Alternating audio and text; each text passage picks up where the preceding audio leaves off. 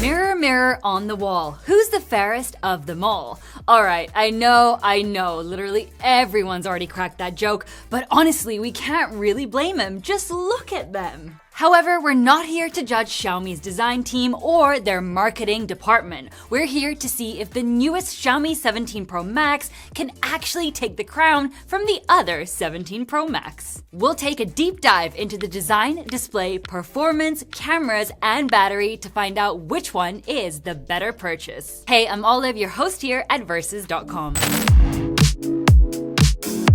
It's pretty obvious Xiaomi was paying a ton of attention to all those leaks about the iPhone 17 Pro series because that design is definitely not an accident. And while some folks are gonna argue that it draws inspiration from the older Mi 11 Ultra, then why did they call it the 17 Pro Max instead of 16 Pro? When it comes to materials, the Xiaomi 17 Pro Max rocks an aluminium frame, but the back panel is that same material they use for their budget Redmi phones, plastic. And unfortunately, you can immediately feel it doesn't feel as premium as the iPhone. The iPhone isn't out of controversy either since it ditched the super tough titanium and now has a full aluminium unibody, which likes to magically change from orange to pink. Apple did keep a ceramic shield glass window on the back to keep its wireless charging capabilities. For weight, Xiaomi is the lighter of the two at 223 grams, while the iPhone is 10 grams heavier. Now, for durability, the iPhone comes with an IP68 protection rating, which means it is dust tight and can be dunked in clean water for up to 6 meters for half an hour. For Xiaomi, we've seen articles floating around that mention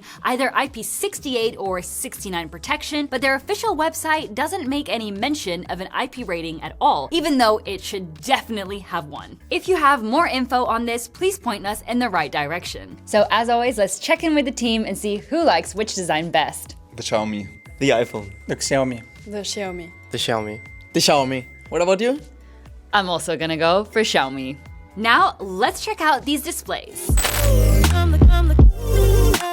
Both phones come with identically sized 6.9-inch LTPO OLED displays, and they're both capable of hitting 120 Hz. However, the iPhone's display does come with an anti-reflective coating, which is a nice upgrade. On the other hand, instead of just having a plain biscuit on the back like the iPhone, Xiaomi includes a rather handy 2.9-inch LTPO AMOLED display, which also supports 120 Hz. We threw them under simulated sunlight at over 100,000 lux and measured the typical high brightness using a full white screen. Both phones were actually pretty similar, clocking in at around 1,200 nits. However, we have to note that Xiaomi amazingly reached 4,020 nits of peak brightness, even though the brand says it can only hit 3,500 nits. Not bad at all. To unlock your phone, Xiaomi comes with an ultrasonic fingerprint scanner right under the screen, while the iPhone, of course, relies on Face ID. Now, for even more info on screen specs, including our measured peak brightness, feel free to pause the video right here. So for screens, we definitely have to give the win to Xiaomi. The resolution is slightly higher on the iPhone, but the Xiaomi's main screen is just ridiculously bright, plus it supports all the same HDR formats as the iPhone. And naturally, we have to talk about the rear display, which honestly doesn't feel like a gimmick, as you already get plenty of personalization options,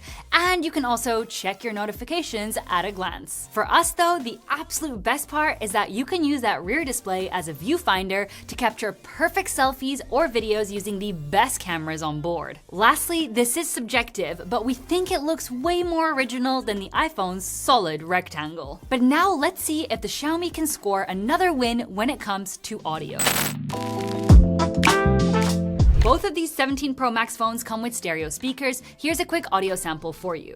Smoking on his eye, swear it really got me fried. I've been through a lot, I swear it helps me clear my mind. We put some work on the streets, we in overdrive. Saving 30% just to pay the fines. Only hit my phone if you need a 3.5. We making business moves, everyone is justified. So we honestly think both phones sound really great when it comes to speaker audio. The Xiaomi definitely gets louder and it has more treble punch, while the iPhone is a little quieter but has noticeably richer bass. But let us know what you think down in the comments. Oh, and by the way, we have noticed that a ton of you are watching our videos, but you aren't subscribed yet. So if you want more information informative reviews with a side of silly jokes, make sure that you hit that subscribe button. Oh, and if by the end of the video you want to take a closer look at either of these two twins, remember that we've got direct links waiting for you right in the description. Now let's move on to the cameras. For the main camera, the Xiaomi's got a 50 megapixel shooter while the iPhone offers a 48 megapixel one. However, they both share the exact same 1/1.28 inch sensor size. We're using the Leica Vibrant mode on the Xiaomi here, as Leica Authentic adds some heavy vignetting. When you put Xiaomi's photo next to the iPhone's, you can totally see that it cranks up the contrast and colors. Once we zoom in, we can see the iPhone actually gives us grainier shots compared to Xiaomi. In indoor shots, Xiaomi ironically gives you colder shots and tends to tone down the saturation, especially on my skin. The iPhone generally leans toward a warmer white balance and delivers richer colors. Now for the ultra-wide, Xiaomi rocks another 50 megapixel cam while the iPhone also comes with another 48 megapixel lens. However, the field of view is really held back on Xiaomi at just 102 degrees while the iPhone offers 120 degrees. Once we put the photos side by side, you can see just how limited Xiaomi's ultra-wide is, and honestly, we don't really get why they opted for such a restricted lens,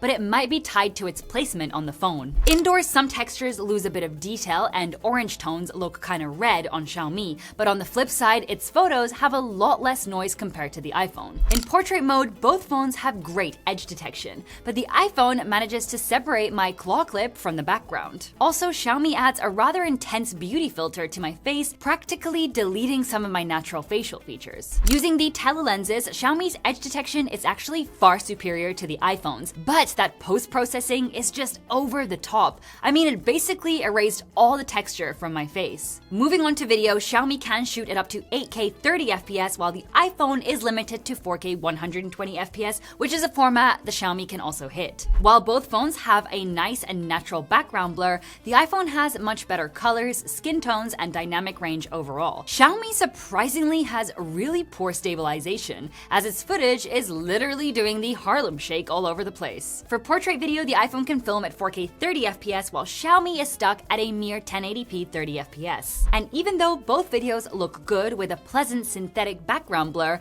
Xiaomi's video is absolutely shaky once again, like if we were playing with maracas. With the ultra-wide cameras, both devices get limited to 4K 60 FPS. Once again, you can clearly see just how much more of our surroundings the iPhone captures compared to Xiaomi, which is exactly what you would expect from an ultra-wide camera. Now, right at the front, we've got a 50 megapixel camera on Xiaomi and an 18 megapixel cam on the iPhone, which comes with a square sensor for photos in either vertical or horizontal orientation without having to physically rotate the phone. Here, both look similar, though you can still see Xiaomi slightly lifting some highlights in my face, while the iPhone looks more even. For fine detail, Xiaomi definitely takes the high ground. In low light, we see Xiaomi has better control over intense light sources, but unlike before, it's lacking a little vibrancy. The iPhone looks good here, but it has noticeably much more noise compared to Xiaomi. For video with these cameras, we have a maximum format of 4K 60 FPS on both devices. Xiaomi, despite having good highlight control in low light scenes,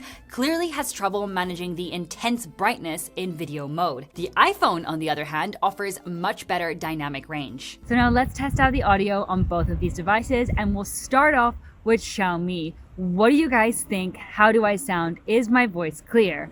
Next, let's move on to the iPhone. Does it sound any better than Xiaomi? What do you think? As always, let's talk about it.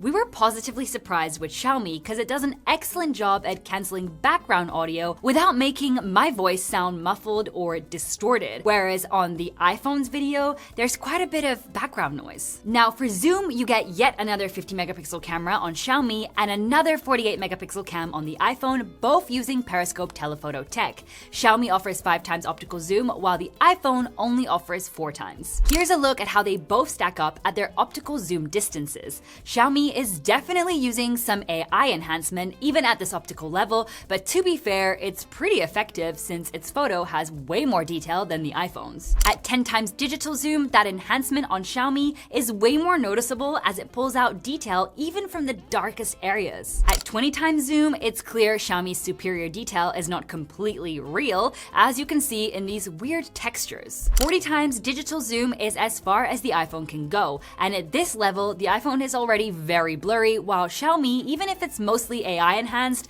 offers more detail, in case you just want to read something from afar, for example. Xiaomi can actually go all the way to 120 times digital zoom in case you just can't get physically closer to your subject. But now let's turn off the sun and check out some low-light examples. With the main camera, Xiaomi does a really good job capturing the scene's whole vibe and colors, while also having very reduced noise, unlike the iPhone. However, Xiaomi's advantage is extremely short-lived, as the ultra-wide shots are far superior in the iPhone. The only advantage Xiaomi has here is the better control over bright lights. For portrait mode, Xiaomi has better edge detection, captures more shadow detail, and also has noticeably less noise. But on the flip side, it has a pretty intense green tint. With the telephoto lenses, this is an absolute clear win for Xiaomi, as the iPhone looks extremely rough, like a photo taken with an ancient VGA camera. Now for video with the main camera, it's interesting to see that both phones look extremely similar. And while we do prefer the colors on Xiaomi,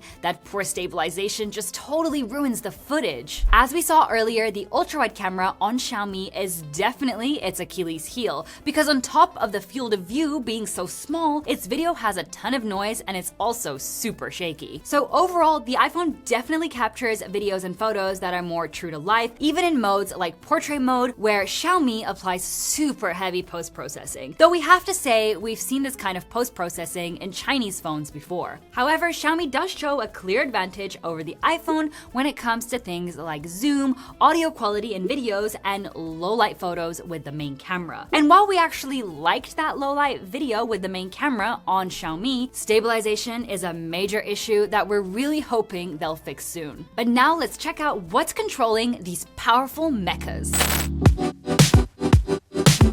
The Xiaomi 17 Pro is the first phone to include Qualcomm's awkwardly named Snapdragon 8 Elite Gen 5 chip, while the iPhone is rocking Apple's A19 Pro chipset. Our Xiaomi unit has 16GB of RAM and our iPhone has 12GB. Now here's a quick breakdown of the rest of the RAM, storage, and USB standards, but keep in mind that not every configuration you see here might be available everywhere. But to really see what these phones can do, we'll throw them into some real-world testing, starting with gaming. We'll run 30-minute sessions with cooldown time in between. First up, we hit Grid Legends in graphics mode. The iPhone can actually push this game all the way up to 40 FPS, while Xiaomi is limited to just 30 FPS. The iPhone showed awesome stability, but it did get pretty toasty, hitting a high of 47 degrees Celsius, while Xiaomi only peaked at a much cooler 40 degrees. Next, we launched Wuthering Waves and cranked the graphics all the way up. This time around, Xiaomi came out on top, and while the FPS were similar overall, Xiaomi didn't even cross that 40 degrees Celsius barrier. Moving on from gaming, we exported 99 photos in Lightroom. Even in a test like this, Xiaomi showed a clear advantage over the iPhone, finishing an entire export exactly 1 minute quicker. Next, we rendered a 3-minute 4K 30fps video in CapCut. Xiaomi was clearly out for blood because once again, it absolutely demolished the clock, finishing in just 19 seconds. But now let's check out some benchmarks. In Geekbench 6, the iPhone had a superior score for the single-core test, but for the multi-core, Xiaomi blew past the 10,000 points line, leaving the iPhone sitting in second place. In 3D Mark's Wildlife Extreme Stress Test, Xiaomi scored more than 6,000 points in the best loop, leaving the iPhone behind. However, for the lowest loop, both phones were pretty much at the same level, which is good, but it also shows the Xiaomi Snapdragon throttles harder when it's under serious pressure. Finally, for Antutu, we're just giving you these numbers for illustration, since Antutu scores can't be directly compared due to the different architectures of both operating systems. So I think it goes without saying that both processors in these phones are absolute powerhouses. But I think it's pretty clear to you and to me that Xiaomi definitely comes out on top. It showed much better thermals during gameplay and better performance in those real-life tasks. Though for gaming, we'd call it a match with the iPhone because even though Xiaomi has has plenty of raw power, games are just better optimized on iOS. Now let's see what the developers have coded into these phones.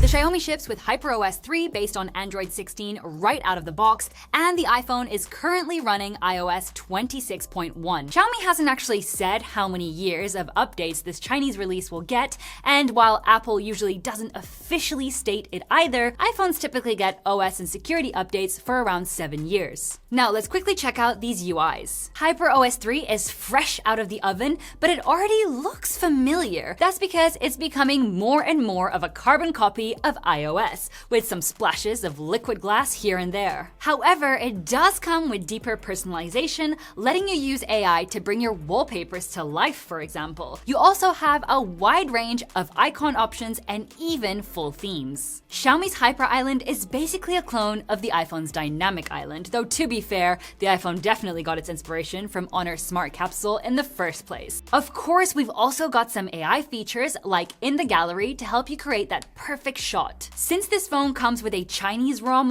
one thing that could be a drawback for some users is the missing Google Play services. You can still install the Play Store and other Google apps, but features like Android Auto and Quick Share just won't work. iOS 26 is rocking the new liquid glass interface with Windows Aero vibes. Here we get fluid animations, updated icons, and deeper personalization that even extends to the camera UI. We've also got some AI features like call screening for people with anxiety for answering the phone, Siri with ChatGPT integration, which now actually replies with actual information, and visual intelligence for camera or screenshot-based searches. Finally, the improved Playground app lets you create even more ridiculous photos. However, we still find it kinda annoying that there's no global back gesture, so you still have to guess in which app it works and in which it doesn't. For creators, you get Pro RAW for deep photo editing and ProRes RAW for even greater control over your video footage in post-production. But now let's move on to our last category.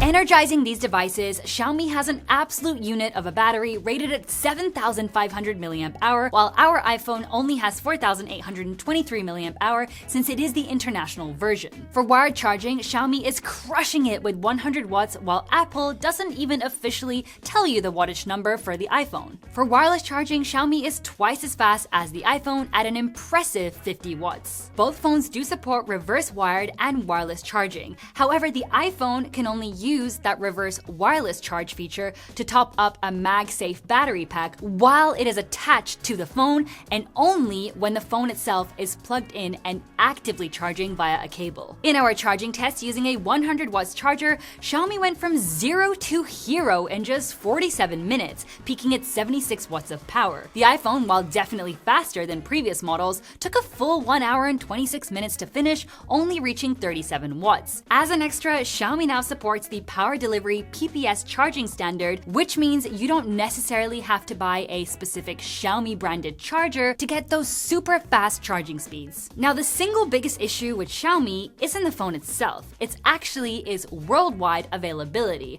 or more like total unavailability, since right now it's exclusively a Chinese market release. Over there, it retails for around $850. However, if you want to import one abroad, those import fees quickly beef that up to about $1,000. On the other hand, the iPhone starts at $1,199. That's a roughly $199 gap between these two phones, and that's money you could totally use to buy a 22-inch Labubu.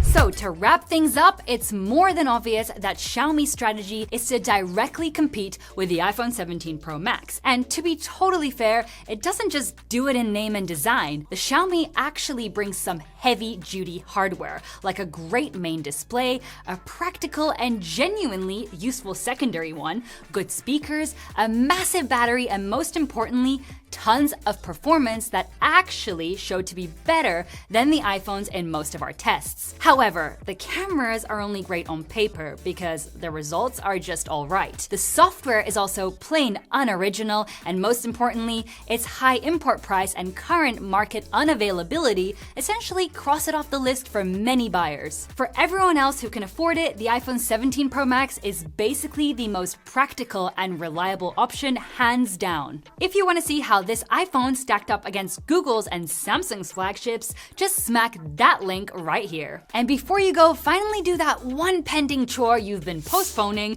Don't forget to give us a big thumbs up if you enjoyed the video, and hit subscribe as we're always testing new devices to help you make the best choice. We'll see you in our next video, and until then, take care. Ella nunca va a caer en tu trampa ni en tu red. No, como ella quieren ser, dicen.